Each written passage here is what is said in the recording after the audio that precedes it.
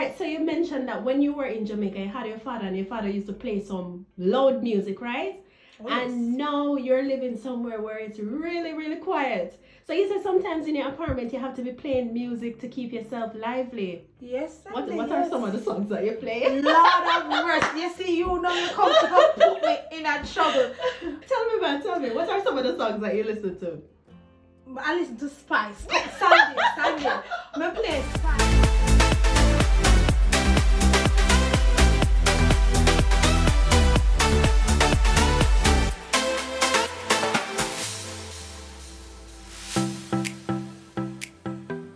So Cannot good believe. to be here I on know. the other side of the world. Can you imagine?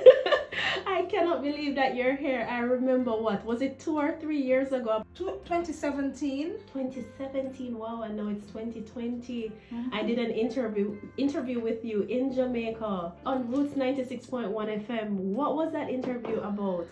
Wow, you wanted me to talk about something that God had brought me through by faith. Yes. And so I spoke about my experience completing university and how it is that God brought me through without taking a student's loan. Yes. And I also spoke about how I got to open a business, a sheeting business actually, something that I had a passion for because Yes. my mom used to do that. Right. So you used to make sheets and what, pillowcases and stuff like that? Pillowcases and cushion and do my little thing. Yeah. Yeah. So yeah, that was going on in Jamaica, and now you're in Japan. When did you arrive in Japan though? March of last year. March of, so Yeah. it's almost like next month is gonna be Almost a 1 year. year, Oh yeah. my god. Yeah, Kadi, what has it been like for you? Oh gosh, wow. One person's actually said to me that, you know, you're brave, I can't believe it. You're actually doing that. I didn't see the big deal. I'm like, there's so many persons who are traveling all over the world, going to different places in the world. But I mean, when I look at it, I'm like, it's real bravery, trust me. To be living and working in a country that you don't speak the language. Mm-hmm. It's a total different culture. When I just came here, I wonder if a ghost drive the car them in the parking lot. Yeah. I not see nobody. I don't hear anybody. I'm like, what's going on? Because where I live, not just Jamaica, but specifically where I live, man, oh man, daddy and the music. Oh, Every day, loud music. And Oh, you know, that's in Jamaica. Your father would play a lot of loud music.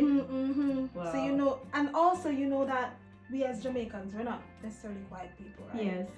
So this blessed, holy quietness with just hearing the chirping of the birds Yes. was a total culture shock for me. I had to be playing music to see if I can, you know, try to cope. All right. So you mentioned that when you were in Jamaica, you had your father, and your father used to play some loud music, right? Oh, yes. And now you're living somewhere where it's really, really quiet. So you said sometimes in your apartment you have to be playing music to keep yourself lively. Yes, What Sandie, are yes. some of the songs that you play? Lord of mercy. You see, you know you come to put me in a trouble. But to be honest with you, Yes. sometimes I just want to forget that I'm in Japan. Yes. So I literally consume, Yes. or I just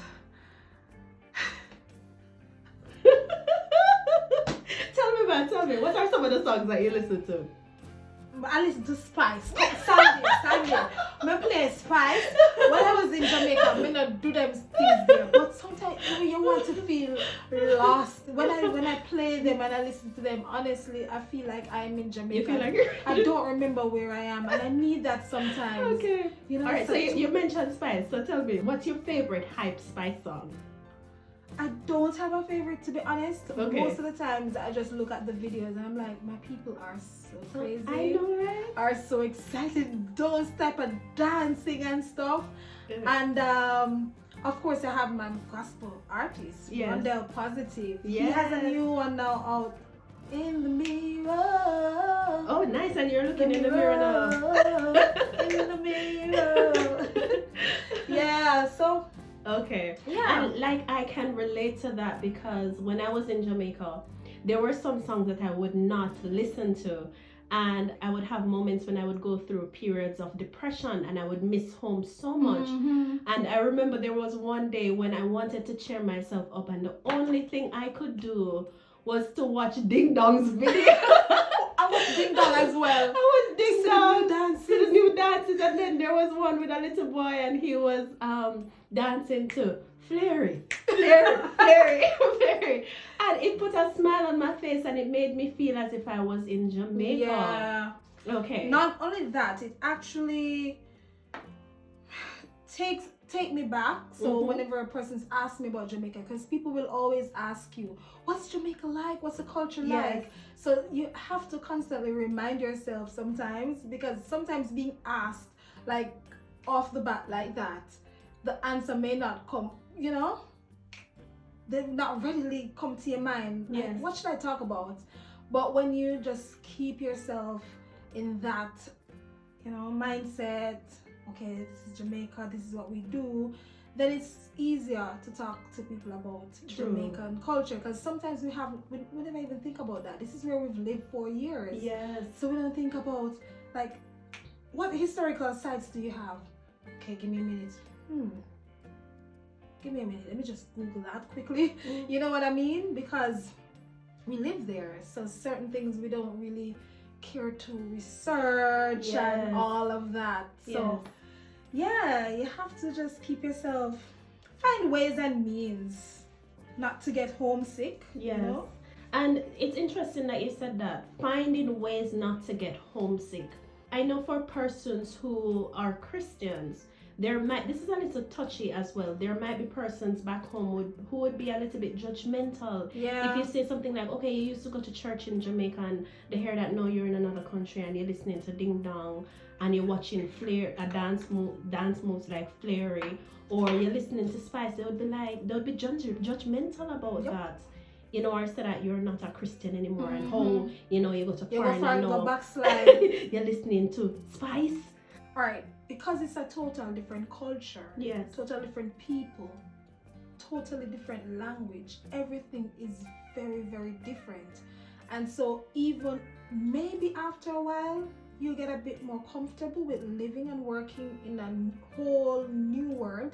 But initially, you need to find ways to make yourself feel comfortable. That's why people bring their comfort food with them. They bring them curry, they bring the ackee, they bring some patties. About the brownie. They bring some brownie. 2 tough crackers. Yeah, understand me? So they have to do things to make themselves feel a little bit at home. So I usually drive to work. So whenever I'm driving home, so to work, I listen to gospel music. And set the atmosphere in the morning, do my declarations and my prayers and so forth. On my way back from work, you're wild out. The word like a summarized zone. So I listen to Buju Banton, Coffee go me like a rapture. And I have to stay in the know about what's going on in Jamaica. I know all the slangs and I know what's going on. Coffee got a Grammy, of course I knew that. So, and I also try to keep in touch with all my friends. Not all, but friends and contacts on WhatsApp and so forth. So I can view statuses. I know exactly what's going on. Like, why them call the Prime Minister Bro God? And I asked someone and they say, oh, it's a new song, Bro God. Okay. So you don't feel so lost and you don't feel so alone, because it is quite possible for you to feel like you are an alien. Well, you get the stares. Well, let's talk about that. What has it been like for you? To be honest, where I live is not as bad. Most time I find that it's the kids that really stare. The kids look at you. And they're like, Mama. Nani Kode? Then I'm like, what's that? Who's that? But Nani Kode is like, what's that? What's They don't. What's that, little girl? If I catch you, get too tough. But for the most part, people are welcoming. And they do appreciate my differentness, if you should say. So they are like, oh, sugoi, which means amazing. My hair, oh, your hair. And then they ask me, how do you do your hair? Do you wash it? and sometimes, of course, I cannot explain because they are not able to be as diverse and versatile with their hair as we as Black people do. So I've decided that I'm gonna just say it's Black girl magic. Oh, so I have been insert appropriate song. What's that song? Black girl magic. Okay, never mind. Right. So to be honest, it has been a very good experience, like meeting new people, learning a new culture, learning a new language. The food is great, what's your favorite Japanese food?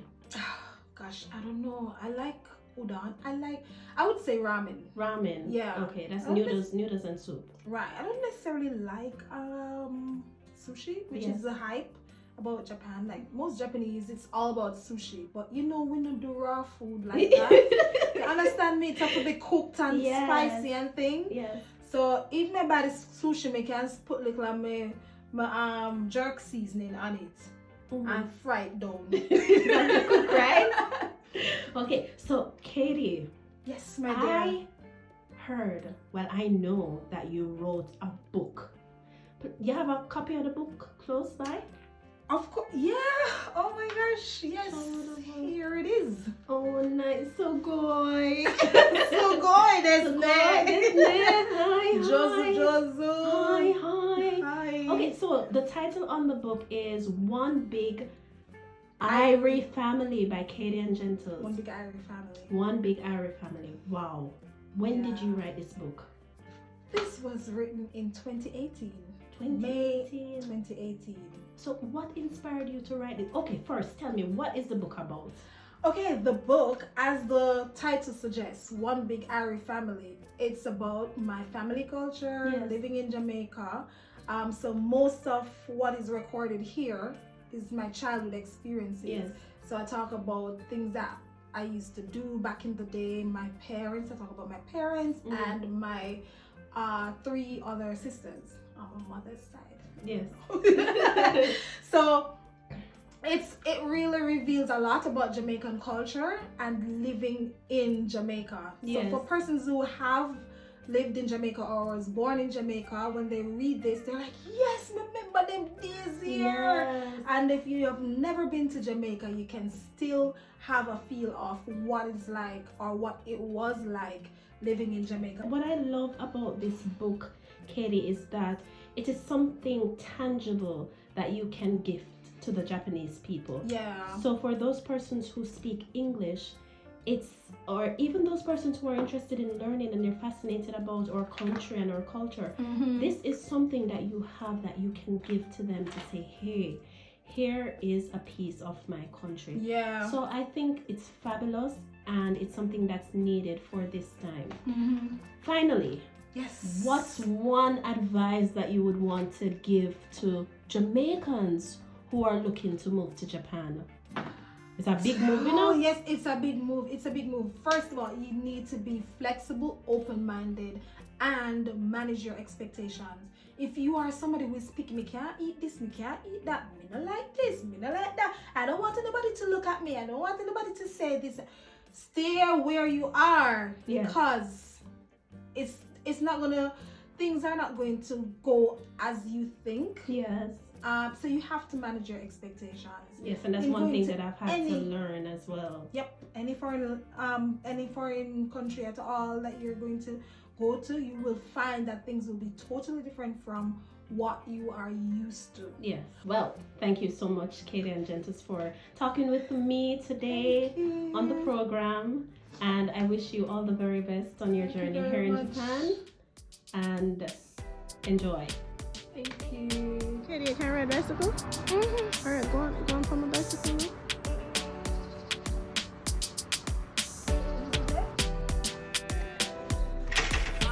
And put on the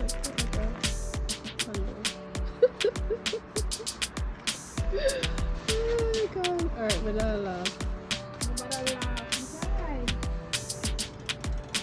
Just get there.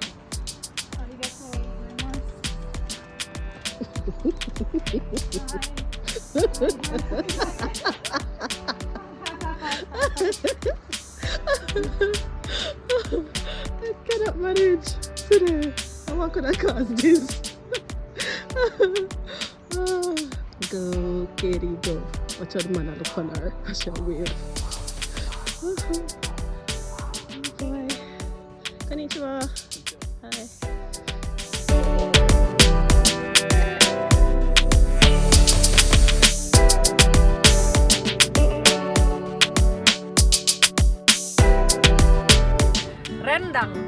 Rendang. Rendang. How did you do that? One more time.